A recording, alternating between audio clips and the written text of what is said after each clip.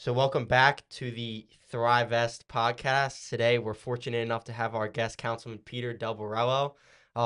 He's the council president, correct? Yes, For yes. at Washington Township in Washington Township, Sewell, NJ. Peter, just give us like a quick story about what you do. Kind of introduce yourself a little Well, bit. guys, listen, thank you so much for having me. Listen, there's a lot that we do.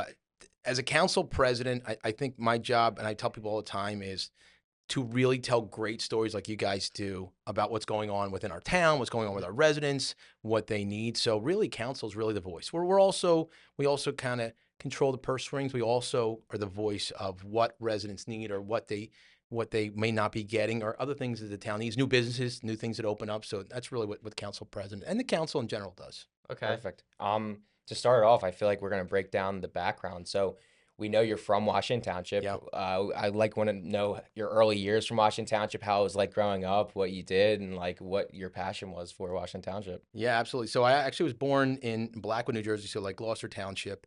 And when I was just around 5 years old, we moved to Washington Township, moved to a development called Heritage Valley, great development. Okay. And then about 10 years old, my dad came home one day and he said, listen, I found this property. He was telling my mom, it was a horse farm. Mhm. So it's kind of, at that time, Washington Township had a decent amount of horse farms, not a lot, but a couple here and there. And we bought that farm and I spent most of my life growing up there. What And, what wa- what was that like being on a farm? well, my dad worked us to death. My dad always Okay. said he had kids because he needed workers, so that was one thing. So if my dad's listening, he's shaking his head right now, like, yeah, he agrees with that.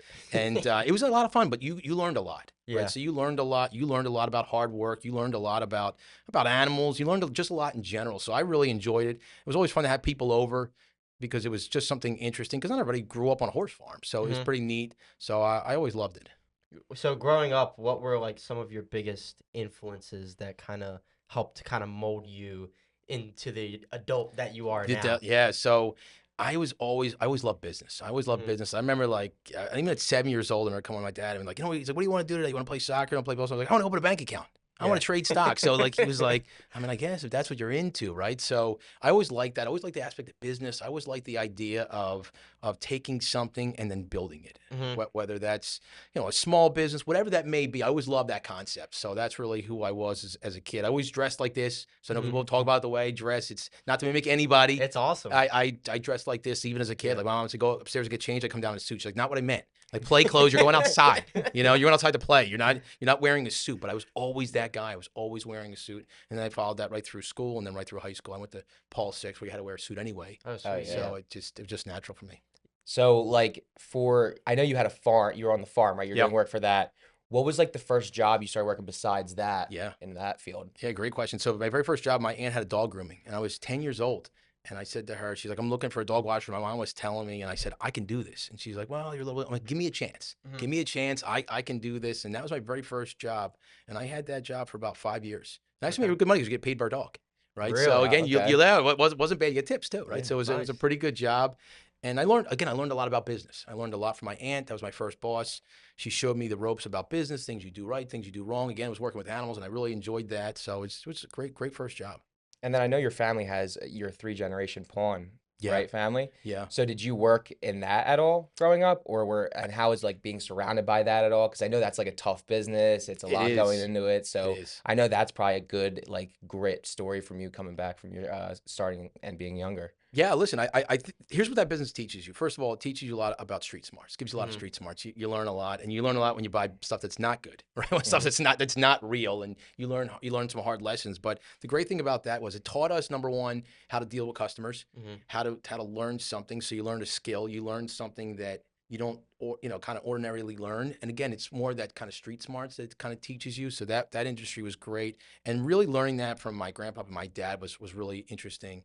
And I usually worked there. I usually worked two jobs. I worked there. I worked at Carrabba's in Washington Township at one Oh, point. okay. My dad wasn't a great pay. He paid you, but it just took it longer than but Yeah. so he would pay you. I don't want to say my dad didn't pay us, but it just seemed to take longer than everybody else. So I usually worked about two jobs all the time. Okay. And I know there was a little bit of like a switch too, because like you wanted to go more towards the business side. And I know there's venture capitalists you went Yeah. for, and then you said you're a radio host. Like, what's the timeline on that? Like, what did you jump from? Why did you go into those fields? And like, what was your passion behind it? So I think what I realized was I liked that customer base. I knew that customer base pretty well, and I realized that customer base needed other things besides, they needed car loans, they needed different things. So we started going to venture capital, and I just like the idea of helping people grow something. And I think that's really what politics is too, right? So I think the idea of a public servant is also help that. I'm doing that on an everyday basis. Now it's different because it's not my money on the line, but I'm getting to still give you that same experience, right? So you're not paying me anything for that, but I'm giving you that experience of what I've learned, and I'm learning from your business as well, right? So like even you guys, I want to know what your business is and how I can help you guys. That's a great thing about politics. It really teaches you, or this job in general teaches you, that you can basically talk to people, know their story, and say, I understand that. Because when you start a business, and you guys probably know this better than anybody, you have long nights, you have long Yup. days. Yeah. How are you gonna make payroll, right? How are we gonna get customers? How are Yeah. people gonna find us over these other 1,000 people that may be doing what we're doing or something similar? How are we gonna stand out, right? So that's the great thing about my job, is I could say, hey, I've been there. I've walked in your shoes. In fact, we actually did this thing in Washington Township. We actually called working in your shoes. Okay. And we went and worked in different businesses. We're still doing that now. I mean, they work you to death, right? I think they think it's free labor, so they just work you to death. But I've learned so much about so many different businesses because you're actually working inside there. You're working alongside these owners. And then you have those kind of undercover boss moments where you're sitting there like this and they're telling you the struggles they have, and you get it, right? You guys get it. You know what those long days are like, those long nights, right? And then there's always that reverse where, they start telling you, but you get to see their business, and all of a sudden you're celebrating 1 year, 2 years, 10 years. So it really starts to get that full circle. Yeah. What do you think the most important thing for like somebody, because this is like kind of personal advice for us as well, is how do you stay in business for a long time? So I think the first thing is honesty, being honest to yourself, being honest to your employees. I always call them team members, understanding that you're working together. They're not really working for you. You're working together to accomplish a goal. Treating people the way you want to be treated. That's something my father always showed us and always taught us, was that you treat people the way, even if they're using a pawn shop, doesn't mean they're any less than anybody else, right? Yeah. It's just a different way of looking at things. So when you look at through somebody else's lens, or you walk in somebody else's shoes, you can understand. There's people that use the industry for a lot of different things. Sometimes they can't afford diapers. Sometimes they can't afford gas. Sometimes they just need, even in this job now, it's not people looking, I think sometimes people get the idea that it's people looking for a handout. They're actually looking for a hand up. They're just looking, I don't know where to go. To be honest, I didn't know either before I got here, and there's times I still don't know. So I rely on other government agencies to say, hey, this is something I can't handle. Can your office handle it? And that's my job a lot of times, to say, my office can't handle this, but the congressman's office can, or the senator's office can, or the assembly office can. They can help you with this. So that's part of the job. Do you think, like, especially in business, like what kind of role does building trust with the people that you're working with play, and like how does that kind of work, especially doing like a business deal? Yeah, I mean, you have to be able to look somebody in the eyes and look yourself in the eyes in the night, and know that when you did something, you did it for the best intentions. That's the thing about laws. I mean, the crazy thing about politics is it's probably the only business that 50% of the people disagree with you, basically 100% of the time. And it's not the same 50%, right? So next week it could be this one, like, I love that, we just went with that, that's great. And then no, I don't like you to this. So you're only as good as your last, maybe, your last law or the last ordinance or something that you passed. You're only as good as that. So sometimes it feels like almost 100% of the people disagree with you. But you got to be able to face yourself. You got to be able to go out there and face people every day and say, hey, listen, I understand why you feel that way. Let's have that discussion, right? And too far now, people are putting too much on labels. Republican, Democrat, we're all part of the people party. We all have the same goals. 70% of Americans agree on the hard topics that everybody disagrees on. So there is always that common ground. It's how we get there. People are letting politics run their life. It's so funny. Like, people always want to talk about national stuff with me. I'm really not that interested, to be truthful. And only in the fact that I don't disagree with whoever you vote for. That's your choice. That's who you think will represent you well. Doesn't mean that you're right or the other person's wrong. It's who you think represents you, or represents your business, or represents what you stand for. And nobody agrees 100% with each side, right? No, there's no agreeing that this person's 100% right or this party's 100% correct. So that's where I think people get that hang up. And I try not to have that. If you guys ever saw my social media, I really don't talk about politics. Yeah. Because I don't want to spend all my time. You talk about the community. I talk about the community. Like I people, don't want to talk about politics. Yeah. I want you to decide what issues are important to you, and you focus on those. It's not Yeah. my job to tell you. I do very little endorsements for candidates. I try to stay away from that. Not that I don't have my own belief system, not that I don't have my own belief in candidates to do a better job over another candidate. That's what you decide. Listen to both, and you figure out which one represents you better. Yeah, especially with like the social media. Yeah. Every time Peter Del Borrello posts, I'm watching it. Yeah. Oh, Yeah, I want it to the be dunk fun. tank, all Yeah, that stuff. I want it to be It's a fun. blast. It's fun. And listen, Meg is a big part of that. My wife, Meg, she's a lot of fun. Like, she just keeps me grounded, right? So a lot of Yeah. these stories that you hear, they're actually happening. These stories are actually happening. It's funny. Like I always tell them about Meg had gas in her car day. Like we did that one. Like, because I mean, I've never gotten in her car. There was gas in this car, right? So and I think what people can relate to is like, oh my God, my wife does the same thing. Oh my God, my husband does the same thing. Yeah. I never thought about it that way. Yeah, I get in a car and there's no gas in there. So you have to have fun with it. I'm actually having a lot of fun with it. I actually enjoy posting the stories. Sometimes I'm laughing when I'm posting them because I'm like, that is funny. I'm cracking myself up. And and she kind of keeps me grounded. She's like, I don't find it that funny. I'm like, well, it's because it's about you. You don't find it funny because it's about you. I mean, I get it. I mean, if you write stories about me, I don't know how I would laugh either. But yeah, so you have that great relationship, and she's kind of the rock that keeps all this together. Yeah. So talking about it, I like that you said like it's the word politician and politics. I think Dirty it word. divides. It's a dirty word. It divides us, right? And like everything at the end of the day, we're all human. We're all Yeah. people, and that's all that matters. Now that we're talking about politics, I wanted like everybody. The question is why you got into it, and I know there's the traffic light story, Yeah. which is the biggest reason. So I would Yeah. love for you to dive in and give us like an in-depth description so people understand better. Definitely, guys. It actually really is a great story. And so I live on Salina Road, and Salina Road has an intersection, Salina Road and Delsey Drive. It's actually a deadly intersection. Unfortunately, people have lost their lives there. And it just continues to get worse. It was just getting worse. So I went home one day and I said, you know what? I'm going to go down to the mayor's office. First, I'm going to call. I'm going to call the mayor's office. I'm going to have a conversation with the mayor. And I just thought the mayor just picked up the phone. It doesn't work that way. Kind of learned that stuff afterwards. Call up, blah, blah, blah, leave a message. Nobody gets back to you. And finally somebody gets back to you. You have a conversation. Now it's not really our office. That's really the commissioner's office. I go to a commissioner's meeting. And so I'm like a ping pong. I'm going back and forth, right? All this back and forth. Someone's saying like, this doesn't sound right. It's a deadly intersection. At least give me an answer. Say, hey, we understand that. We're working on it. Whatever it may be, I couldn't get an answer. Back and forth and back and forth. So I go home one day and I said to my wife, you know what I'm going to do? She said, what? I said, I'm going to run for office. And she already knew that. She's like, I knew you were going to say you're going to run for office. So I said, yeah, because if you can't get a traffic light for a deadly intersection, what else can people not get? There's no way this is possible. So the funny part about the story is that so I'm driving one day, and so I announced I'm going to run for office, and I'm saying to myself, God, I wish I had one other thing in my life because I have this extra time. I'm going to be doing this, and I'm doing this in business. 2 days later, I found out we were pregnant with twins. I'm like, not what I meant. Not what I was thinking, the other thing that I wanted to, but I'm very blessed. And that was something else when I was running, was that people got to see Meg go through that pregnancy all the way up to she actually had the twins. And a couple of days later so sharing that's one of the other things about social media, which is great, is that when I'm out places, people I call my son Petey Boy. His name is Peter, and I call him Petey Boy. And people are like, how's Petey Boy doing? And you don't realize that they're kind of growing up. My kids are growing up with them as well. It's kind of like that village idea. It takes a village to raise a family. I have all these great people. We're a social media family. So finding out what they're doing, what's important to them and their lives, is just as important what's happening in mine. Because I care just as much about their children and their grandchildren just as my own. So that's what's awesome. With that traffic light, did we ever get that So we did. So okay. and again, that was also the voice of the people, right? So when you put this stuff out on social media, you have people that are like, you know what?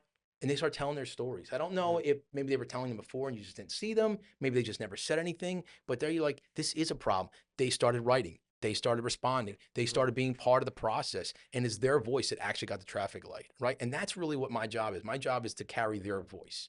So it was them that got it. It's actually up. It'll be lit within the next probably month or so. We're getting pretty close to it. But it took some time. I mean, again, it's a 30-year process. That should never take 30 years. Nothing should take that. Everything, the way they do it, though, is they do score these things. And unfortunately, it's kind of scored low. But as time went on, the score went up. But you're also judging this versus other places in New Jersey, North Jersey, and those places. So they might score higher, but they also have more people out there. Right? A deadly intersection. You're taking in tax money. You're taking in federal money. This is important to people. Yeah, you should put that to change. You should put the changes in there. It's so important, and I think that because their voice was so powerful, it's actually their voice that actually got it done. Yeah, that's a pretty good like way to hear people's voices. You kind of using like social media, Tell me, and right? then you build the personal brand a little bit behind that, so people now know who you are, Exactly. and then they can be like, and then they can text you or Instagram DM you, Yes. you know, Tell oh, me I what's do wrong. think this traffic light is dangerous. All the time, right? So Yeah. that's the same thing, and like people say, like even wearing the same thing, like I look at it as like a uniform, right? I've always been a suit guy, but now you can recognize me, and even if you don't know my name, I think I can ask that guy something. Now it takes you like 3 hours to get out of the grocery store because you Hmm. start running into people, but I like that, Yeah. Like the other day, like I stopped on the way home and I got margaritas, and it was like literally it was soup by the time I got home because I was talking to people for like, and like she opened it up, and like I'm like, all right, I'm sorry. Like you can't, like there's no way. Like literally, Rita's is literally like 3 minutes from my house. Right? I could Yeah. run home faster than it took to. So the idea that it took so long, but because you start talking to people and you want to listen, you want to Yeah. give people that time. That's the moment that they say they want to tell you something good or bad. And that's the other Yeah. thing too is I'm a big idea of freedom of speech. Mhm. So if people put negative things under the post, it's okay. Especially like if you have 10 posts and or 10 comments and 8 are good, that's 80% approval rating. I'm good with that. Yeah. There's going to be some negativeness that people don't like, Of course. so you let that be. And sometimes they're funny. Yeah. Sometimes I'll read them and I'll laugh to myself, and then sometimes I'll just, whatever. But I don't go down that black hole either of responding. Unless you Mhm. ask me a direct question, I'm not gonna respond to your criticism. I'll Mhm. accept it. That's the way you feel. And when forever out, come up to me and tell me why you feel that way, Mhm. whatever the post may be. Yeah. I'm glad you brought that up too, because I love how you bring the whole, like, how you put it all together. So you come on there and you talk about the problems and how Yeah. you want to fix it. And like you're actually admitting that there's problems, Oh yeah. right? So that's a big thing. I feel like politicians don't want to admit there's problems because they don't want to worry about it. And another thing with Facebook, there's the Washington Township talk and Yeah. everything. That's a big one. Parents literally just fight on there. That's all it is Yeah. fighting. They argue and nuts. they divide. With you, you're like the light in the tunnel because you're able to come in and say, like, I want to fix this. I know this is a problem. Let's Yeah. work together to get it done. That's somebody, nobody's done that. And I feel like that's what you're doing now. That's amazing because it's bringing people together in that Listen, guys, aspect. I appreciate that, and I read those same comments, and I feel for people on both sides. Mhm. And I know sometimes when I put something out, especially when I put a letter out on my own letterhead, I know when people are going to be upset on one side or the other, and I get that. But I know that full. And again, you can't always be Switzerland, right? So you have to come in and say, hey, this is how I feel. This is the way I saw this, especially with a lot going on with the school board. It is the most important board in any town. Mhm. Right. So it is the most important board. There is no mayor, no council, nothing more important. They're the future of just not just this town, this county, this state, this nation. Yeah. So making sure, and I got to be honest with you, that behavior is what I wake up and teach my kids not to be like every day. Right. I tell my kids every day, two things: wake up every day, ask yourself, do I want to be part of the problem? Do I want to be part of the solution? Make those two every single morning. Ask yourself that. And I think that when you read some of these comments, and I can love the passion in some of them, but again, I do agree we're going in the wrong direction.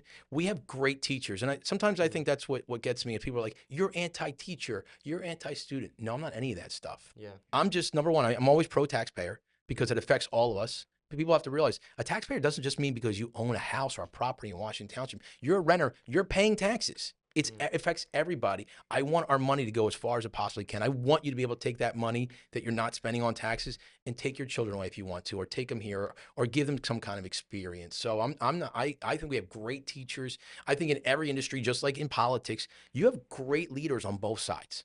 Sometimes you have ones that aren't so good and that, Mhm. that don't care as much. I don't think, and the other thing I think that people don't realize is that all of this is a lot of times supposed to be not volunteer, but part-time. Mhm. There's no part-time problem, right? And again, like a lot of times, most politicians like, you can call my office from 9 to 5, Monday through Friday. What happens on Saturday and Sunday when I have a problem? I can't get a hold of anybody? We send an email. Life doesn't work that way. Yeah. Right? Life doesn't work that way. So I've always said to people, call me 24/7. Meg might get mad if my phone's ringing at 2 o'clock in the morning, right? But that might wake her up, right? But at the end of the day, she understands. You have to be available to people, or then why are you here? If you're not Mhm. going to do that, then what's the sense of really being a public servant if you're not going to do that? Okay. There's so much care that goes into your work. And like, you have like such a busy schedule. Like you said, 24/7, call Yeah. me. How do you keep all of your energy going for it? And keep, like when you go into Yeah. a store and you need to grab something real quick, like, and then somebody starts talking to you and you have to give your full attention to them. Like, how do you do it? Because there's so many business owners that have busy schedules and they keep trying to do more and grow more. But like people in your everyday thing, they're gonna say, how do you do that? How do you have that much energy? Because people are tired after a 9 to 5 shift. Yeah. You're a 24/7 shift. Like, Yeah. Yep. how do you do that? And how do you maintain that? So it really, first of all, again, I got to give credit to Megan and my children because I mean they're really the ground that kind of keeps you. They're the rock that keeps you grounded, and you understand that. So I understand that. The other thing I understand is that because problems happen at any time, you have to be ready for them. And I've always had this kind of energy. It's always been who I've been. It's always been the idea of trying to understand where people come from and meeting them at that place, meeting them where they're at, and say, okay, where do we go from here? What can we do? How do we help? Fix this problem. And sometimes you have to explain to people it's going to be a little bit longer than you think. It's not going to happen overnight. It's not an overnight fix like the traffic light. Wasn't an overnight fix. Yeah. But there is a fix. I think the next thing you do is you try to eat right. Unfortunately, I don't have a great diet. I'm not going to lie, because you go to so many events, right? And you just eat whatever they put out, And the right? So sandwiches it's a look sandwich. good. And just Yeah, right. you're eating, and like I went to an event yesterday. They had bundt cakes. Have you ever had those? And Oh all my that? God, they're so They were good. amazing. The lady's like, I'm like, So but good. they can't even close the suit anymore. So I'm trying to, and like even at our spending time at a lot of senior centers, a lot of these people in their past life are bakers. They have these amazing food. So every table you go to, they're feeding you. Yeah. Right. So that's the other great part is that's the piece that keeps you going to is you meet amazing people. You meet some people that are veterans, right there, that have done these amazing things. I work with an organization. It's for Gold Star families, and the thing you do is you're getting to spend time with people. Their children are American and world heroes. The foundation is actually after Michael Strange, and Michael Strange was one of the people who got Osama bin Laden, right? So he rid the world of a terrorist. He wasn't just a terrorist for his own people; he was a terrorist of the world. So to spend time with his parents is like this guy was a world, and unfortunately, he's no longer with us. And to see some of that pain and hurt in their eyes, you're doing the right thing by being with them. You know that you're in the presence, and that's one of the things I wanted to bring up today is we're working on something now, and hopefully we can get this through Congress, where every time you get on a flight around this country, it's about they mention veterans and active military, but they also include Gold Star families, and not because the Gold Star families trying to run on Frontier before everybody else. That way, that everybody can hear that every single day, so we don't forget their names. We say their names every day. We say Gold Star families. A lot of people didn't know what that was. Guys, I'll be honest with you, I didn't either. Before I started, didn't know what that was. Found out what that was, wanted to be part of what they're doing, and to have that said every day around this country on every single flight, that'll have people Google on their phone, Gold Star family. Oh my God, I'm flying with an American World Heroes family. Their dad, their mom, their sister, their brother. Again, how many people is that really every day that are trying to get onto a flight? So it's something so simple. It's just a couple of words. We are working on that, and hopefully, in the coming months, and hopefully in the next year, we can get that done. Yeah, I mean, I'm in the Army National Guard myself, so Appreciate you, sir. Yeah. every time we lose a service member, even towards anything, like that's always a shame, and then you have to kind of build a community around that, because it's not that the military just loses that service member, their family loses that child, that brother, that sister, and that's just kind of, it's always a shame to see. So, there's no words. That's the saddest part of this. And I think I said one time when I was running is that, listen, there's gonna be time we're gonna cry together, and you shed tears. We've had to bury people and bury their children, right? I mean, there's nothing as a parent. There's no greater hurt. There's nothing. They don't make words for stuff like that. So the only hand that they have is actions.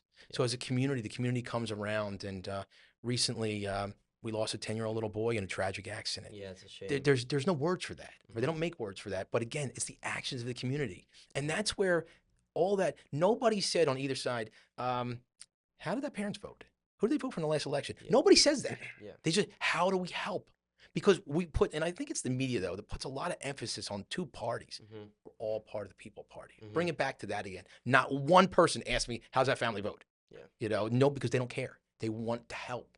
And they did. They rallied around this family, and they're still doing that. And that's the one great thing about Washington Township over so many things is we're constantly doing that for families. Yeah, and it's like, it's a shame that it has to be said like this, but like even after like a tragic event like 9/11, something like, nobody cares about political party. It's about let's all come together. Remember all the flags you saw? I mean, everybody can remember that time in their life. I mean, when you turn that television on, and the pride you felt of seeing an American flag, I still feel that. I still feel that every time that flag, every time I say the national, every time I do those things, there's something here. Right, there's something in here that you truly feel, and that's what we need to get back to.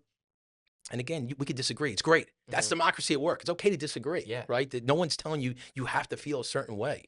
But I go in a lot of rooms, and that's not the first thing I want to say to people, because they usually say to you, "What party are you?" And I say, "Well, listen, I'm elected, so I represent everybody. And I mean that. I really do mean that. And they're like, but what party did you run as? Right? And They want to get, and then then you say, yeah, you know, whatever. they do. But the thing is, and then you have to bring them back again and say, don't know, and then you can decide to see the reaction in their face, maybe how, where they may or may not stand. And it's okay, because I'm not here to have that argument with you. If you want to tell me why you see a certain way on a topic, I will listen. A lot of times people make great points. They make great points. So it's good to listen and learn. I feel like a big thing too is people argue about something and they don't even know that they're probably agreeing on it. Like, well, it's as I just said, because- as in business, right? Yeah, as co-founders, it's great. My business partner has always been my brother. So again, we're so different, but that difference is what makes the business work for so long, right? You get to have that back and forth, but you can see each other's point, and you have that respect for each other that you can have that conversation, right? And that's what I think you understand better than anybody. Let's thank a veteran who gave us the right to even do that. We're here because a veteran fought for that right, so we could have that argument. But let's always understand we're part of the people party. Yep. I mean, yeah. So like, what I want to go over too is like going in. So you were in like the business realm before this, and then the traffic light, and then you wanted to help the community. Going into being like a public servant, because that's what you like to call it. How was that transition? Because now it's like immediately going into that, people are going to judge you off of your party. How did you go about building your name? Was it more just like going into the community and talking to them, or was it like, what was your strategy? I know the content was all there, but like, that's a difficult thing to do, coming into a town and just saying like, this is my party and I want to represent the town. Like, there's so much like adversity you're going to face. So how did you go about all that? Sure. So the first thing you have to realize is you're only a party on the ballot. And once you win that election, you need to represent everybody. You need to bring everybody back together again. And I think that's what some parties always miss. You bring everybody back together. And when you do that, I think the first thing you do is you show up. You show up not for just a photo op. So I'm not shy of a camera, right? So people can show that. But I also love telling great stories, right? I'd rather tell great stories of other people and be there and listen to those stories. So that's how you start to bring people back around again and say, well, I may have not have voted for this person. People tell you that. They're like, I didn't vote for you. So that's always an awkward way to start the conversation. Like, just want to give you a heads up. I didn't vote for you. I'm like, okay, no problem with that. Nothing wrong. Nothing wrong with that. But what can I do to help you? And that's the thing. You still have to help those people, because at the end of the day, it's okay. That's how they felt at the time. Hopefully, if you run again, they see something different and they say, hey, you know what? I'm going to vote for him now because I needed help and he helped me, or I've seen him around the community and he really is here for the right reasons. And I think people will get that. It's either you have it or you don't. Right? You've even seen that maybe in past presidents. Some have this great energy, this great aura, and you say to yourself, I like that person. I don't know exactly what one thing I did too was I had this crazy idea. I said to my wife, you know what I'm going to do? I'm going to stand on corners and wave to people. She's like, sounds insane. First, I want to make sure my life insurance was up to date. Like, you're standing on major highways, right? Like waving to people, and people are like almost seeing like an alien, right? And like one time an ambulance showed up and like, hey, we heard you're in trouble. Like, they called because they thought like, I'm like, no, I'm running for office, right? You're out in this suit, you're sweating, and people are just like, it makes no sense. But then by like day 3, people are like, and they kind of like wave back, and they're like, and then it was kind of like a morning routine for people, right? And they're like, hey, good morning, you know what I mean? And they're starting their day with you, and they can appreciate that like you thought outside of the box, because it was still coming out of COVID. Like, you knock on somebody's door, and people are just like, whoa, who's at my house? So I wasn't really big on knocking on doors. I do it, but I think that people are kind of like, and a lot of people aren't home. So I felt like, hey, you're in your car. You can make a decision with wave back or not wave back. Yeah. And then if you wanted to look further, you would say, okay, listen, this crazy guy outside in the suit, I don't know what he's doing, and then the sign came, and then you kind of saw, okay, now this is, he's running for office. So I had a lot of people who would reach out afterward and said, hey, listen, I like that. I thought there was something different. It wasn't what I was used to. And that's what you have to think about. Even in business, the idea is think about what you want in business. So I was saying to myself, what would I want my politician to do? I would want that person, I want him or her to answer the phone. I want them to be helpful. I want them to be honest and say, I can't help you, but I know who can. Trying to do that research. So I think that's why business success kind of mirrors this as well, because always say, how do you think outside of the box, right?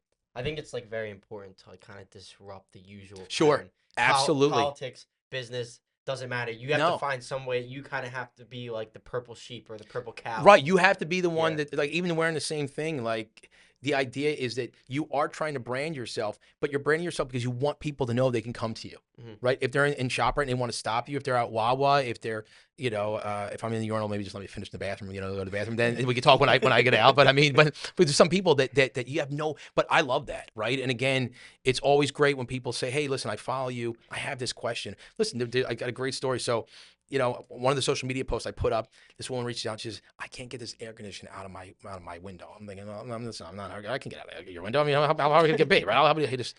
So I said, "Send me your address." So she sends me her address, and I get in the car. Right? She lives in Elkton, Maryland. So I'm like, oh my God, she doesn't even live in my town. Right? Like, so I'm saying to myself, like, there's no way I'm gonna be able to tell Meg I drove to Elkton, Maryland to take an air conditioner out of this lady's window. Right? And I'm thinking, so Meg doesn't usually call me during the day. Of course, when my phone rings, it's her. I'm like, oh my God, like you said, she knew, right? Yeah. She's like, where are you? I'm like, I'm on my way to take this air conditioner. She's like, oh, good. When you get back, can you just get me, I need bread. Just can you grab me some and bring it home because kids are gonna need to eat now. I'm like, can you give me like an hour and a half? She's like, hour and a half? You said you're taking you're not putting an air conditioner in, you're taking it out of a window. I'm like, in Elkton, Maryland. So like, it was like, but again, we went to this lady's house and we still talk, so Yeah. you make they're not even constituents anymore. They become friends. Mhm. Right. So, and again, if I ever run in Elkton, Maryland, I definitely have her vote. I mean, I'm pretty confident about that. Yeah. But so those are the kind of funny things that you kind of That's go like through. that's amazing because that's what differentiates you from the other people because it's like you have the opportunity to talk to whenever everybody runs campaigns and it's such a controlled environment, Yeah. controlled questions. They can run up to you, like you said, you could be as long as you're done in the urinal. Yeah, as long as As I'm long done as you're there, done in I the wash my urinal. hands. We could definitely shake hands and have a Like- conversation like- or take pictures or whatever it is. And I love that because again, it gives great content to tell what people are doing, right? We just had a teacher who was recognized as Gloucester County's best of, and she's got a great story, right? And there's so many great people like that. And there's people that are every single day. What people don't realize, even Gloucester County has just around 75 food banks. So it's quite a lot, and they're all busy. Listen, it's good in some ways. It's good in some ways. It's bad, right? And it's good that people can get what they need. In other ways, it's like we know we need to do more. Mhm. We know that we need to do more to help people. And when I go to some of these food banks, people don't realize they're not looking for that handout. They're looking for that hand up. Mhm. Do a lot of work at the Croc Center. Do a lot of work for the Salvation Army, ringing the bell, which is a lot of fun. But you get to meet so many people, and all those people fit into your life somehow. Mhm. They all are a piece of your puzzle, piece of your story. And so many of them have been so helpful with so many things. I ran into a friend that I haven't seen in years. She wrote me on social media. She works for Social Security now. Had a question the other day about a constituent. I reached right out to her. So all these pieces, so that networking is so important. Yeah. You don't realize, and always being a good person to people, always trying to remember that you do run into people from back in previous in your life, right? So make sure you're treating people right and make sure that you understand that somehow they fit into your life at some point again. Yeah. It might be like more of a difficult question, but like you say every voice matters, every Yeah. problem matters in everybody's eyes, right? So with you constantly getting all these like questions and like people telling you about problems, how do you value them? Because obviously when you have an issue and you have to go to like the board and then you have to go through all these things because of like the system, how do you value it and how do you push one another farther along than the like how do you go about that? Good question. So I think it's almost kind of like you're screaming. You have all these open tabs, Mhm. and you're consistently working on them. Like I know the one for having them, announced about Gold Star families. That's not going to happen tomorrow or the Mhm. next day or next month. I know that's going to be a little bit more long term. So that's open over here. That's an open tab. But I also know that a light or something like that or something with that else is going on happens right now. Like we have a family now that's unfortunately is struggling. I think all these people that I reached out to and all these different organizations, I get you this, I'll get you this, I'll get you that, I'll get you the food. So all of them all come together. So that's an important problem. I mean, they need to eat this week. So that one kind of jumps ahead of the line. And then as they come in, we kind of, I got a great team too within our clerk's office. Shout out to Chrissy and Barb and everybody in our clerk's office and all the council members. The great thing is that even with our mayor, you'll see all these people care. Like his job is supposed to be part-time. This guy does not work part-time. Mhm. He's 60, 70 hours a week. And what people don't realize is that there's not a lot of money in honest politics, guys. So you have to work those other jobs to support your family, Mhm. right? I talk to him like, sometimes it's like Jake from State Farm. You ever remember that commercial where you call in the middle of the night? Like Yeah. that's me and him. I'm like, who are you Yeah. on the phone with? And it's him, right? Here he is. We're having this conversation, but he's such a great resource and to bounce ideas off of. And the guy picks up the phone. He also has children. He also has a business. He also has a wife and a life outside of this, but you're kind of always on. He understands that idea of service. So it's not just me, it's them as well. Each council person takes a different and says, okay, we have Joe who's doing this, and we have Dana who's doing this, we have Jack, and each one takes their knowledge and then puts it to work. So talking about like the work-life balance on that aspect, I know you say your wife Meg, she's Yeah. phenomenal in Yeah. that aspect. She does great with supporting you. Um, how do you spend the time with them? Also, another add-on to that question is, are you still working? I know you had the Del Borrello group. Yeah. Like, are you still doing that? How do you balance all of it? How do you spend more time with your kids? I want to hear all about that because that's probably one of the most important things in your life, I assume. It is. Listen, my children are amazing. And shout out to Jackson, Peter, Nico, and Blaze. My twins are mirrored twins, right? Which means one's a lefty, one's a righty. One is an angel, one gave me gray hair, right? So that's what's going on in my house, and it's like it's like romper in my house. I mean, it's just chaos all the time. And it's great though. I think Meg and I wouldn't have it any other way. I don't know if they always get the best of me, and because we're trying to be honest with each other here. But I think that, I grew up in a house, my dad was kind of a workaholic. My dad worked all the time, but my mom always let us know that he was working for us. He wasn't doing it for himself. My dad wasn't a flashy guy by any means. He was a hardworking guy. He was more of a blue collar guy. He understood how to work hard, and he also built a very successful company. And he did that for us. He didn't do it just for himself. He really wasn't, he actually built a company that was a franchising company. And he really understood too, when you build a franchise and his handshake was you don't get that a lot of times nowadays. His handshake was his bond. So when he shook your hand, if he said you should put this store in the middle of this cornfield, and you would do it. He would listen to him, and he knew that if you made money, he would eventually make money. It wasn't about him. It's about you supporting your family. That's what was most important to him. So a lot of the values that I grew up with came from my mom and dad, and really pushing that.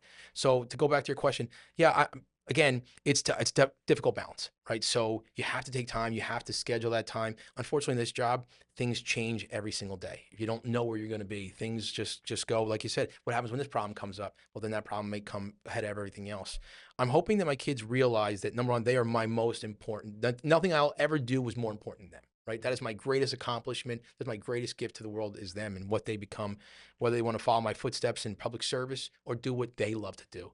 My son's 17. He's talking about going into trades. It's great, right? There's so many. They're so needed. I mean, so one of the things Double L Group does is we own real estate commercially and residentially. Can't tell you what I spend in plumbers, heaters, and HVAC and all that stuff. So it's the backbone. Yeah, backbone. But sometimes your kids charge you more. So I'm hoping that, you know what I mean? Like, I don't get a bill from him like, well, this competitor over here was at 9,000. Yours says 14 grand. I mean, I don't know. Like, so, but I'm hoping that whatever they decide to do, they love it just as much, that they're passionate. If they want to be in politics, I think I'd welcome that. But I want them to do what they want. What their passion is. Like you guys, I love the idea of entrepreneurism. I love that idea. I love when kids are having a lemonade stand, right? I think that's great. I think the parents today, and you see it in so many towns, are really, letting their kids explore so many different things that are out there, right? The trades have become so important. It is, and a lot of these blue collar jobs are making much more than even in some of the college jobs, right? So they're in such high demand. So again, whatever your children want to do, hopefully they realize too. I mean, one thing that I've always realized too is that people come up to you and they will say to you, "Hey, your dad's a great man." So I know when I'm with people, I tell their children that because I'm fortunate to work with so many great people and want them to know your mom, your dad, they're great people. And maybe you don't get as much time with them as you'd want, but they're out doing this for the community. They're out trying to make a difference. So hopefully my children realize that. And I think Meg can carry it. I think she's so strong that she carries it. And sometimes I go home and she's like, and I know it's like one of those days, and you just gotta like, like I'm like, well, I'll take it from here, and give her that time. But because it's all boys too, so Meg is outnumbered. I have all sons, so she is completely outnumbered. She wants her own bathroom in the worst way, so because it's just too much. But yeah, absolutely. And then it's also like you can, by doing the community events, you get to bring them as well. I get to bring them, yeah. So I do. They have fun. Listen, Peter is great. I mean, his Super Bowl is when we do the 4th of July parade, giving out candy. Like that is his day. Like he gets up early in the morning, he's conditioning, like giving out candy is like his thing. And it's so great to see that. And people recognize him from social media, which sometimes is good and bad, depending. But I also want him to understand that giving back is so important. So when we go and do things, we go back and do, give out this or give out that. I want him to be there. I want him to be part of that. My son Jackson, the same thing. I want you guys to understand that giving back, leave the earth better than you found it. Yep. It's so crucial because you don't know how long you're going to be here. And when you leave, that's the only mark that you really leave behind, right? There's a great line when Denzel Washington is talking about, you never see like a U-Haul truck following a hearse. Because all the stuff you materialize, all the buildings, anything I buy, all those deals, yeah, I can leave with my children, but at the end, my biggest legacy will be them. That is my gift, and what they do and the people they become. That is what I'll be most proud of. So like, so when your kids are like first starting to grow up or whatever, like I'm sure they're all different age Yeah. ranges. What do you like? How do you teach them discipline? Like, is it involving them in sports? Is it what might that be for like anybody who's just starting a family or something Yeah. like that? Listen, sports are great. Getting your kids involved and volunteerism. Hmm. Volunteerism. And I would tell people, don't be D or R or U or I, be V for volunteerism. Hmm. Right? There's so many great people out there that are that they're ordinary people doing extraordinary things. So there's so many organizations that need help, that need volunteerism. Go out and do that. Go to a soup kitchen and give some time away. And again, it's not preaching. It's more the idea. The other thing that I do too is I go to a lot of different houses of worship because I want to see how people worship and what it is important to them. Right? Try to meet them again at their. And I've met a lot of great pastors that way. Let's be honest. Pastors, priests, and so many rabbis, those groups right there have so many parishioners that they can solve a lot of problems of a town, a community, a state. If we can bring them all together, because they have so many different people inside of their own circle and they're all willing to help, right? So we have a lot of great pastors that are always trying to step up. Our rabbis want to step up and help out. Our priests want to step up and help out. So Hmm. I try to utilize them as well. I try to bring them again. We're actually have a meeting with them in the next coming weeks, all of them together. Hopefully we'll get all to come and figure out how we can work together to solve problems. What does a typical day look like for Peter Del Borrello? Give us some insight. Well, the kids get up early, super early, right? Yeah. So they're up. My son will get up he'll get up 6 o'clock in the morning, and then so then from there, I usually make breakfast for them, whatever that may look like. I'm a cereal guy, Hmm. but we also make eggs and everything else for them, right? So from there, the day starts, and you just Hmm. kind of go where it takes you. I like to start off sometimes at a municipal building, getting paper if there's anything like that, and then I kind of just let the phone ring and kind of listen through the messages and trying to figure out where we go from there. I like to get to events. I like to get to events all over the place. I don't just go to events in Washington Township. I go around the county. I go to different counties. I want to learn. I want to see what's going on. I like to Hmm. see different businesses that are opening up. Went to an event yesterday in Marlton. Marlton has nothing to do with me, but the great thing is that when you can be somebody who truly wants to work with both sides, you can help people. So if you call me and said, "Hey, I might know your local mayor, your local council members. I might know who your senator is, Yeah. and I want to build a relationship with them because even if I can't help you, I can point you in their direction." Say, Yeah. "Oh, oh, okay, yeah, I know he's great, your mayor. Let me point you in the direction of that. Like, oh, you know what, your council members, they're great people. I know this one personally. I'll call and get you the meeting that you need." So I like to be that person too. Always like to tell people, you know a guy, right? Like I'm the guy Yeah. that you know, right? When we Yeah. know a guy, I like know a guy I for know a that. guy, like Yeah. I know a guy for that, right? That's an old South Philly thing. I know a guy, Yeah. right? So that's who I am. I like to be that guy that people can rely on and say, "Hey, he can help me." I don't want to be taking air conditioners out of Elkton every single day, but if that's what it calls for, if that's what it takes you that day, that's what you do. So like with this whole thing, it's awesome hearing like your morals and like how you approach everything because you're different, right? You want to hear everybody, you want to solve all the problems. Is there like a specific person that you looked up to that you got these from, or is it kind of like you nitpicked it as you went through life and like you saw I like this about this person? Is there a predominant figure that you followed that you really loved that they did and you wanted to kind of follow them and like use their morals as well into your current day Man, you got position? great questions, right? Yeah, I think my dad. My dad probably not my number one influence, and then I get a lot of energy and from Meg and my children. Mhm. Growing up, I always kind of idolized. We had a senator. Senator Geis was also somebody that I idolized. I still talk to him now. You need that mentorship throughout your life from both sides, and I have respect for politicians on both sides because I learn from both sides. I Mhm. learn what they're doing. Every year they have what's known as the League of Municipalities. It was before we got on air. I was telling you guys a little bit about it, and all the members of all the parties come down to Atlantic City, and everyone gets along. It's Yeah. amazing, right? I mean, if Trenton could be like that every single day, wow, what a state we would have, right? If Washington D.C. could be like that every day, what a country we'd have. But everybody comes together, laughs, tells stories, kind of tells us war stories about. One of the things about me though is when I do hear some crazy stories, you do hear some crazy stories. Like it's hard for my eyes not to kind of like it's just some like you don't know what to say sometimes, right? Yeah. And then like my face kind of tells that I'm like that shock look I have sometimes, but they're great. They're so I taken it from all even business people. I like to read a lot. I'm somebody who likes to like I kind of start the day morning a lot of times reading the journal. I like to read the Okay. journal. I like to find out what's going on in the business world. I like to find out what's happening because I think that all affects even those national issues always come home, right? That always affects your pocket, Mhm. your grocery prices, the energy prices now. I have a lot of people that are struggling, and that's the biggest problem I have is I don't have people. There's not enough housing right now, right? So when people call me, if you call me right now and say I have a person living in a car, I don't have any place to put them. Now the Yeah, county has that's true. vouchers. I can get you like 1 or 2 days in a motel.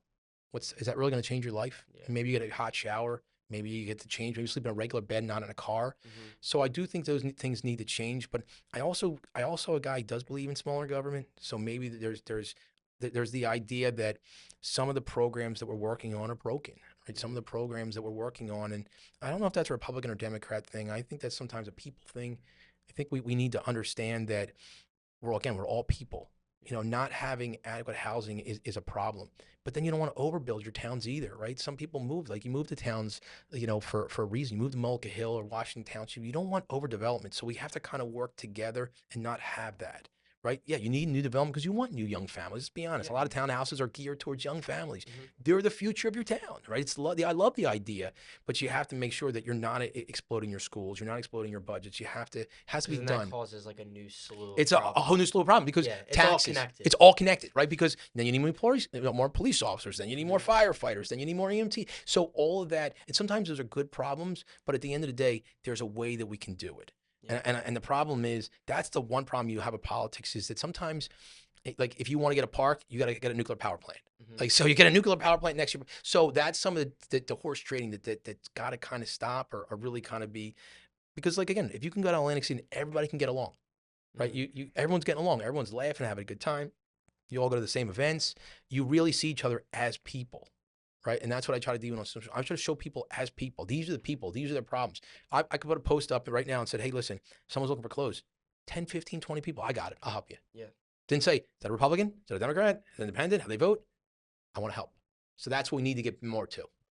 What's your goal? And I know you don't like the dirty word politician. Politician. Where are you looking to go next after being council president, if there is a goal in mind? So listen, I think human nature is just like in business, right? Mm-hmm. I think you always want to advance. I think it's that's the kind of the American dream. Human nature, you want to advance. I get that question all the time. I'll be honest, I love what I'm doing now. I'd be lying to you if I said I haven't thought about other races. I haven't thought about other positions. Mm-hmm.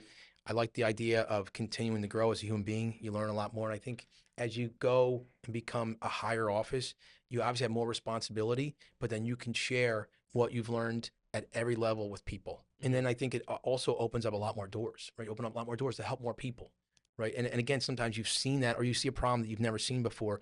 But again, because people take your phone calls, mm-hmm. right? They'll say, yeah, absolutely. What can I do to help? You got a lot of businesses now that want to step up and sponsor. They want to do their part. So the answer, the long and short is, I don't have an office right now in mind. But I think as a human being, I do want to grow. I do think in some spots, we're going in the wrong direction. I think that every politician sees things the way they see them. And I'm not always sure that that's always correct either. I think they got to broaden, and I think you get out of it what you put into it, right? What do you, and that's just life in general. What you put into it is how you're going to get out. And that's really going to tell you where you go next. And I think you got to trust you got to trust here, you got to use here, and you got to ask your family, right? That's a family conversation. That's a sit Meg down on the couch and my kids and say, what do you think about this? Because no matter what, whether they're not on social media or not, this always affects them. Mm-hmm. So they have to be okay understanding that, hey, listen, by doing this, we're going to have less time together, but we're also doing this. But again, like I said, you can bring them those events.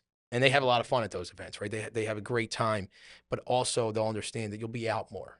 You'll be doing more things. You'll be going more. And I'll be honest, I don't like to go to a lot of fundraisers for politics. I just don't. Nothing against them. I understand that's how both sides had to raise money for campaigns. Campaigns cost money, right? All that costs money. I'd rather go to a veterans event. I'd rather go to an event that's like something to help people out. I find those kind of boring. And nothing against anybody who's watching. I mean, I think we all kind of do. Mm-hmm. It's a kind of necessary thing, to raise money for your candidacy, because political campaigns cost money. Yeah. It costs money to get these things off the ground and get your message out. Another thing too with saying they're boring, I think that's another part where like you do it different is the social media, your content, like, and having like people see the actual personable side. It's fun. Del Borrello. Yeah, it's just fun. It's awesome to see. People want to watch that. Like, so I said, you guys, guys, ask me hard questions. I'm okay. I wanted everything to be, the only thing I couldn't talk about obviously is litigation that we might be going through or personnel issues. But even funny things. Like, I think one of the stories I shared with you guys was when I knocked on the guy's door and he came out in his underwear, right? Like, so like, and he was like, "Let me ask you a question." Like, now I'm like trying like it's a weird like I didn't think he was gonna come out. Like, like usually if you don't, you're like, maybe just like wave at your door, like no, I'm good. Like, I'm not comes outside and he's just like looking at me and he's like, "What is the biggest problem facing this town?" And I'm like, "Besides you not wearing pants."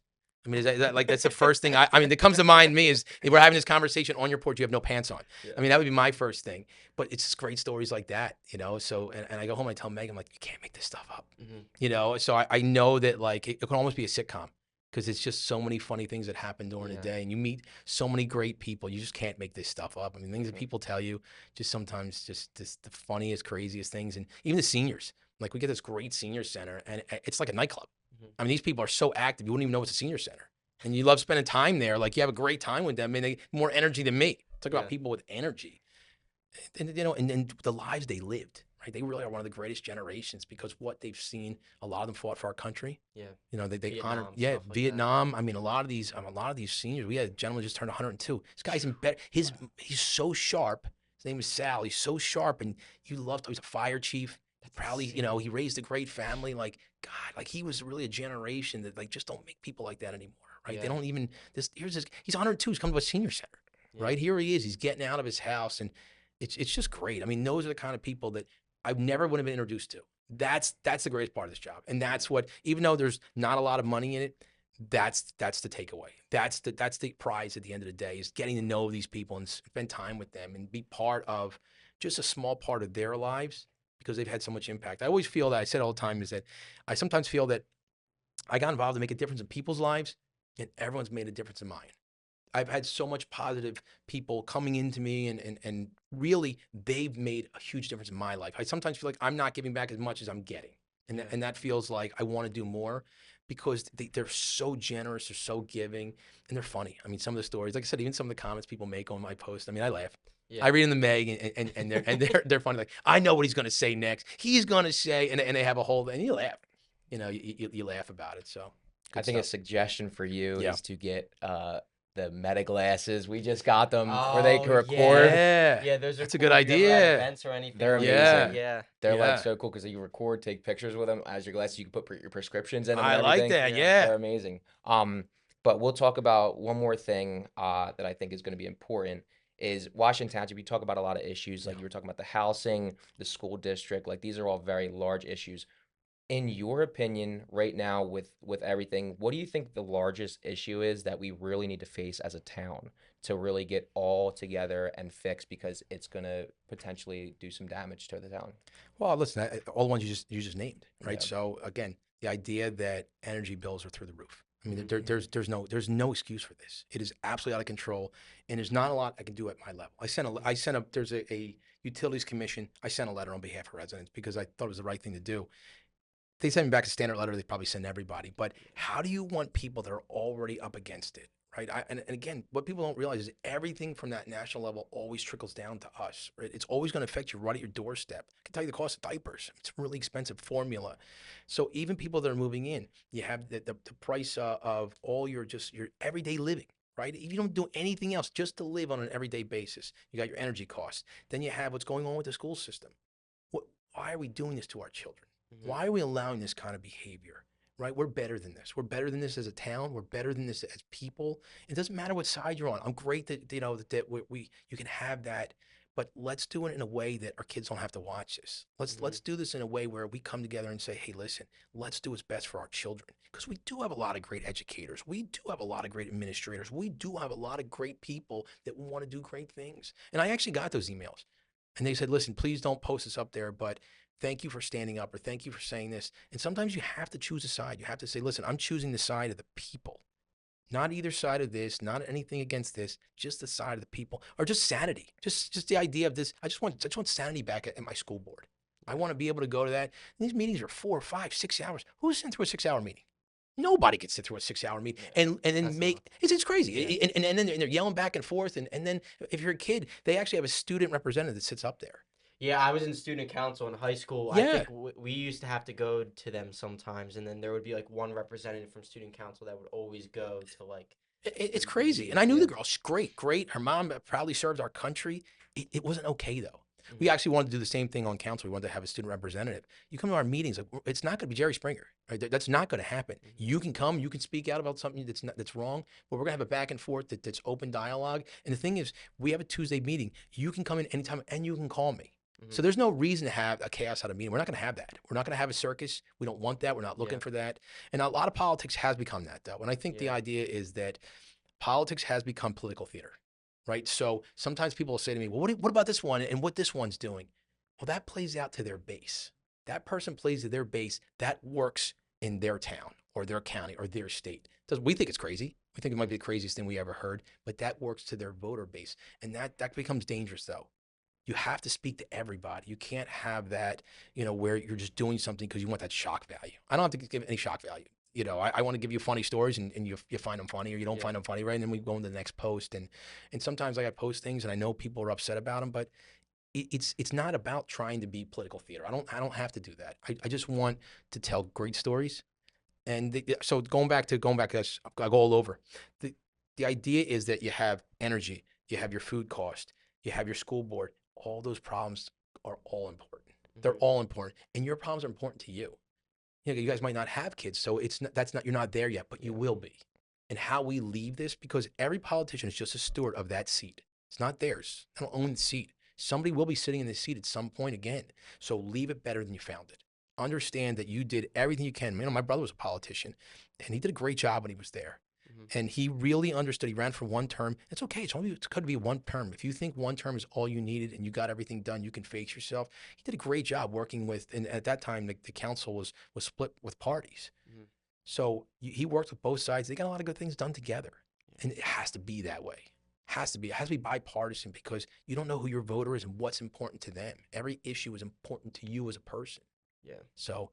Yeah, when you mentioned political theater, I totally understand that, because we're both young. We're only 20 years old. Right. So we've only seen a X amount of presidents. We've only Yeah, seen certain sure. numbers of stuff. Yeah. And our whole life, it's just been known as the political theater. Yeah, Each political side theater. hates Each each side hates each other. getting worse, But guys. every time I talk to my parents, they're back in the 80s or 90s, it was not that way. It wasn't that way. You really, even when Reagan ran for the second time, and if you ever go back and watch some of the Reagan videos and some of it, even his debates, really funny stuff. Reagan was actually a really funny president. Yeah. He actually really had a lot of great things, and people didn't feel that way. They weren't that divided. People really just started to get this divide and become worse and worse and worse. And I think it's the job of that leader to bring people back together. You're not always going to do that, right? Everything's like rainbows and sunshines, right? So let's be honest with each other. But there is a way to bring people back together. There is a way to disagree with somebody and understand where they're coming from and why they feel that way. Yeah. Some of these fights, though, are becoming so. There's a great meme. It's an old guy in a chair. He's like, listen, life is short, right? I want to spend as much time fighting with people on social media that don't know about politics. Yeah. And I refuse to do that. I refuse to fight with people. I'll laugh about the comment. Someone was making fun of my suits the other day, and it's funny. I find it funny, and they're free to make that opinion. It's fine. We can have that back and forth. This idea that you have to see it my way is not true. Yeah, I feel like my personal viewpoint on it is that I know you mentioned this earlier, is that the media does kind of push and I feel like it kind of creates that divide. It does. Absolutely. Because you have all news sources support, one party, and then they're going to push the entirety of the ideology of that party. So now you have people watching the news, and that's all they see all day. So let's say even if someone's a Republican, but they're in the middle, they're watching Fox News all day, and it's the same. Absolutely. It's the same. They're pushing everything that represents that party. Absolutely. And then they start to go through that mindset. And next thing you know, they are fighting with people on Twitter. Right, exactly. Yeah. But you don't know who you're fighting against. You know, you could be AI on the other side. You're fighting. You spend all day fighting with something about things. It's it was the idea that who wants to spend all their time doing that? Yeah. Right. Who wants to spend all their time? I don't want to fight. And I think people think because you're in politics, you want to talk about it all the time. I really don't want to talk about it. I want to talk about other things. If you want to tell me how you feel about a certain thing, I want to hear it. Right. But I don't want to spend all that time doing it. And you're right. It's whatever channel you're watching is pushing their agenda through. Yeah. And at the end of the day, it's just dividing people more. Yep. Right. Because we all can agree about a lot of things. Right. And there's some things that are outside of our control. Again, I don't know if I like the idea that you have offshore windmills off the Jersey Shore, but I was willing to listen to what they had to say. doesn't mean I'm for or against it, but I'm willing to listen to what you have to say about it. have to, Why yeah. you think it would work, and I try to read up on that stuff. Mhm. At the end of the day, I still might not agree with someone's opinion, but at least I took the time. Yeah. There's a lot of people like that. I mean, I'm not the only person. There's a lot of people that are willing to listen to that. Yeah, I feel like it's like at least if you're willing to listen, that's how things actually get done as Absolutely. compared to let's just all argue over this. You All know? day, right? All day, Yeah. you go back and forth, and this person's going back and forth, and then I'm like, God, these people spent all day fighting with each other. Yeah. They have spent all day under one post. I've actually written a post. This is not a political post. You have to write that about like disclaimer, right? Like I had one video where the twins were jumping up and down, and I was like, hey, they had coffee before into bed. At the bottom, disclaimer: I did not give my kids coffee. They do not drink coffee. This is not really coffee. Like because like some people, like, you gave your kids coffee. Yeah. I can't believe this. Like you know what I mean? Like I'm like, no, like, I come don't give on. them. Yeah, like come on. really? Like yeah, they're just jumping. Keyboard They're just warrior. they're kids. Yeah. And like people were like, oh, I get it now. I'm like, yeah, it's just they're not really drinking coffee at the end of the night. Yeah. They're just being kids. Yeah, and it's just when people butt heads, nothing. When you're trying to argue with people who are so set on their beliefs, you're never gonna convince them. Never gonna convince So why them. are you arguing? That's the problem, is that everybody argues, Yeah. but they're all set in stone on what they want to believe. Nobody's willing to maybe even hear the other person out and change their belief. It's because they think they know everything, and then that's all they want to hear, and then their one goal is to try and convince somebody Right. that they're right. All day, all night, all week, all year, and they're spending all this time on that, right? Mhm. When there's so many other issues that are affecting us, right? If we take that same time, that same energy, and we point it in a new direction, we can change things. Mhm. Like again, like energy is still number one. I mean, those electric bills, they're outrageous, guys. I mean, they really are. I mean, and there's no solve in sight for that. So we do need to work together to come together, and that'll be a big thing in this election. And again, you have an election coming up for governor. It's probably it's obviously the second biggest race behind president. Yeah. And you got to listen to both candidates. Got to listen to both of them and figure out which one represents you. Which one? That's the biggest thing, though, is people voting. That's the one thing I do stress for people: vote.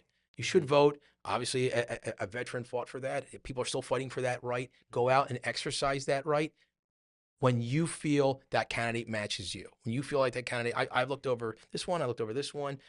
This one matches me more. That's where I'm gonna place my vote. But vote. That's the biggest thing I always stress to everybody's vote. One thing I want to talk about with the campaigns and everything, you brought that up, is when campaigns come around, people judge off of what you accomplished, and they look at the end sight of what you did, right? Yeah. So for me, and I look at it, I like to look at everything, right? The way you approach everything, I love how you do it all. The way Appreciate how it. you're talking to the community, I see that. What I want to talk about and ask you is, what is your proudest accomplishment so far? Because that is what that's what I feel like the majority of the masses judge Yeah. politicians on, and that's how it works. So what is, in your eyes, the most successful or proud accomplishment you've made so far in your journey being a councilman? I think the people you meet. I would say the traffic light, but I think it's really the people you meet. I think these people have such an effect on my life, and they've been able to help it so much. And like before I came in here, we were working on that family, unfortunately, that's really hurting right now, and all these different organizations coming together. That's my proudest accomplishment. My proudest accomplishment is trying to make all these different connections and then working together to get things done. Mhm. And that's going to happen behind the scenes. Sometimes, some of these people that are running these things, even when I do work with the Salvation Army, you'll never know how many people you've really touched or how many lives you've changed. I got this call the other day, and these people wanted together. They want to put together this baseball team. Really, husband and wife. We talked the other day for about a half hour, 45 minutes, and they're putting this team together for children that can't afford to be part of it, or maybe they're in the foster program, or maybe they'll never know how many lives they touch. I feel honored to be in their presence. That to me is an accomplishment. To spend time with people like that, to spend time with Gold Star families, to spend time with our veterans and our seniors, those are my proudest moments. There's other things that I'm proud of that we've accomplished. There's other things that are more, let's say, more tangible, more, but those are the things I'm most proud of. Those are the things that I hope I'm remembered for. I hope that people say, you know what? He wasn't always correct. He wasn't always wrong, but he tried to do the right thing. He tried to bring people together. And because you don't know, you're only, again, as good as your last race. In this business, and it's a business, because people say, is it a business? Oh, it's absolutely a business. You have to look at what the future is going to be for yourself, for your family. And again, just leaving your mark by just doing good things. Not worrying about all the other stuff, not keeping all the background noise, not going down that black hole and fighting with people on social media. It's really about what you can do today, right? Because there is no guarantee there's a tomorrow. Mm-hmm. So I want to leave. God forbid, today's my last day. Meg will never let that happen. She'll bring me back to life, because we got, she would make sure. Yeah. But the idea that if tomorrow today was my last day, that I left nothing unsaid between us and anybody. You know, I always feel that way with every conversation. Leave nothing unsaid. Tell me how you feel. Let me know that if today is my last day, that I've done everything I wanted to do. There's still much more I want to accomplish, but if it was my last day and there was nothing else, and I actually talk to people like that. Yeah, I'd be happy. I could go knowing that I there's a lot more I want to do, but if I didn't have that chance, that I would be content. I'd be content, and there's a lot more people need. I will continue to fight for them, their families, their children, their grandchildren. But if it was my last day, I would feel okay. All right. I And feel like that is like the best way to start to end this off. Like, yeah. your story is amazing. Thank you guys. Appreciate it. People watching this, I feel like they're gonna be able to get so much like motivation and like see more about your character. Like, this is the stuff that I love to do because people can see behind the screens, right? They could see you as a person. Which your story, like I said, I'm gonna say it again, it was amazing. Like, it's very inspiring. And that's to us, and that's going to be probably for majority of the masses that watch this. To end it off officially, we have one question we ask everybody. It's a little off topic. Yeah. Because we run an AI business. Do you incorporate AI into your operations and how you run everything? And how do you do it? Do you like AI? Do you think it's good for the future? We ask that every time. So what's your opinion on AI? Yeah. So here's the thing about AI. And I was watching this the other day. I think it was a representative from Google that's saying that he thinks that AI will take up so many jobs that they'll have to have like universal pay. That scares me. That scares me that AI will be taking over so many jobs, because I'm not a big I love capitalism. There's a lot of great shows on about the building of America, right? All these businesses that really built this country. And I mean, even the idea of the railroads, and I mean, what, man was able to build, right? And a woman, and what people were able to build is amazing, right? Yeah, I always give a speech about, and I talked about how Martin Luther King asked us to dream, right? And Mary Curie showed us a cure. John Lennon asked us to imagine. So I love all of that. I'm scared about all the jobs that we could possibly lose to AI. I understand that that's the way of the world. I think AI has a great function, right? I do think AI is great. I mean, when I do post, it's always nice nowadays that they can help you change that post up. They can help you add graphics. And so I think it's great. It can help you change pictures. Sometimes, I mean, it's great with stuff like that. So obviously it has a great use. And I mean, you see what people are paying for this. The evaluations that these companies are getting is unbelievable. But I'm scared about these jobs, because the infrastructure of our country, if people have to get universal pay, that scares me.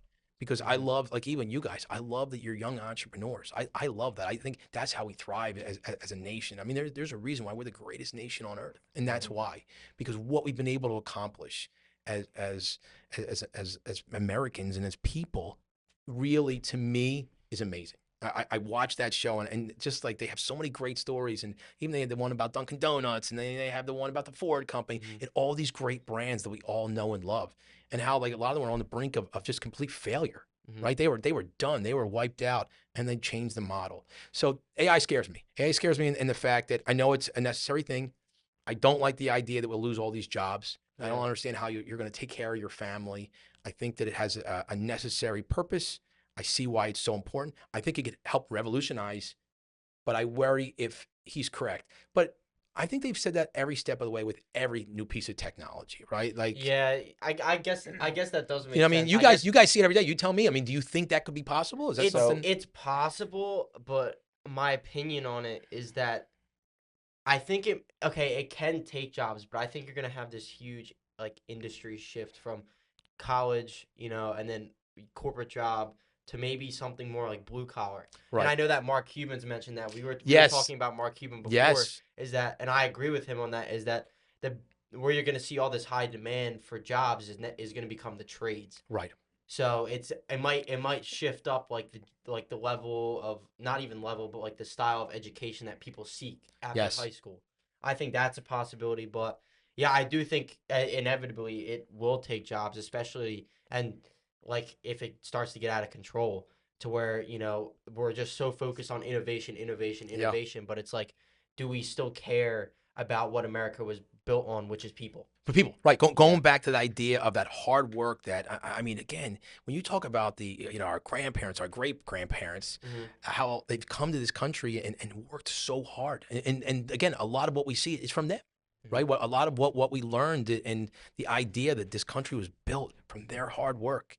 So that worries me. But again, like all of us, you only see a glimpse of it. We don't know what that other side looks like. We see what we see now. Is it amazing? Yeah, it's really amazing what it can do. It's unbelievable how it can do all these different things for But there's a pictures. downside. There's a downside, right? Yeah. So everything has that. We don't quite know what that is, Mhm. and you can say that with a lot of things. We don't quite know. It's like, I guess, in the early years with cigarettes. They didn't Yeah. really know what cigarettes. Nowadays, you read the side of it, and you're like, you hope nobody smokes. But Yeah. vaping, the same thing. When it Yeah. first kind of was like, I think it's actually better than cigarettes now. Like Mm-hmm. now, so you don't know until it's really taken hold and it's able to have some years. And then again, they'll have those studies, right? And it's come out to those studies. I mean, some medicines are out now. Everybody's like, these are great. And then, a couple of years later, you see, the lawyer commercials that if you have these side effects, right? If you had these 10 things happen, you might have a compensation, right? Like, and one of them is like, if you died, like, I don't know how that person's gonna call. Like, if you died, call right now. Like, I don't know how that's gonna happen, but but that's the thing. So it'll be interesting to see how it plays out. I mean, obviously, it's going to be the future generations that are really going to benefit from it. I mean, you see, all the tech companies are all gearing everything towards that. So clearly, they know that's the future, and maybe again, it helps modern medicine, right? I mean, that's the other thing too. As we advance, so does modern medicine, right? Things that may have killed us 100 years ago, 40, 50, 60 years ago, no longer does, right? We've been able to get. So that's where I think I love to see those kind of changes. It's sad when you see some of these children who have cancer.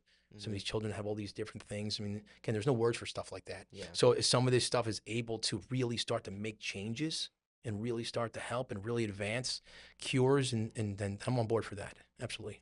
I like the way you broke everything down too. Like there's so many different variables in every different section. Yeah. And my opinion with it is it definitely can take jobs away. It grows so fast. And with you being on the political side, you know how long it takes for a bill to pass. And it evolves so rapidly. There needs to be laws and regulations with AI, but the problem is it grows at an astronomical speed. Yeah. That the way the government operates now, they're not going to be able to cover everything. No. They're not going to. It's either you ban it or you don't, because you can't regulate certain things because they change every day. Yes. Like ChatGPT absolutely. is evolving every single minute. Every single minute of the day. And that's where I think government sometimes get it wrong. And that's why sometimes seeing it from a business perspective is helpful for me, having that business background. It doesn't mean, a lot of times you see a lot of politicians or lawyers because they understand bills. They know how to write bills. They know how to read bills, right? So it's good. Their profession helps them. I think having some street smarts is good for me. I think having that background and understanding things and just understanding people and meeting them where they're at, if they're here. That's the thing too, is that you meet people from all walks of life. That's the great thing about this job. We're all equal. We're all people trying to, and even though your problems may be this and this person's problem may be this, we all have the same problems to some degree. Sometimes their problems just have more zeros behind it, right? Or more, right? That's all. But again, it's what's important to them, right? And then sometimes you might not think it's a big thing, but that's affecting them in a way that it may not affect other people. Yeah. Right. So.